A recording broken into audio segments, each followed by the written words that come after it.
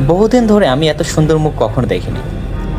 আমি কিছুটা সময় কোনো কথা বলতে পারলাম না, কেবলই চেয়ে রইলাম।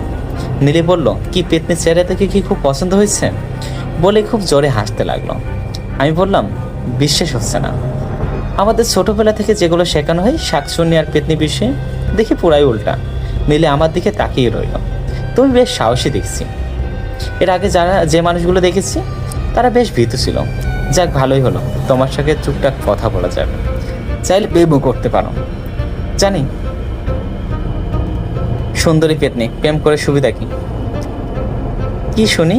পেতনির বাবা তাকে বিয়ে দেওয়ার জন্য চাপ দিতে পারবে না, বিয়ে হয়ে যাওয়ার কোনো সম্ভাবনা নেই। এই কথাটা বলার পরেই দেখলাম নীলুর মুখটা কেমন যেন মলিন হয়ে গেল। আমার দিকে তাকিয়ে বলল, আচ্ছা আমি যাই। সে কি, কোথায় যাইবা? আমার কথায় কষ্ট পেলে নাকি? না ঠিক আছে। না ঠিক নেই, আমাকে বলবা তারপর যাবা।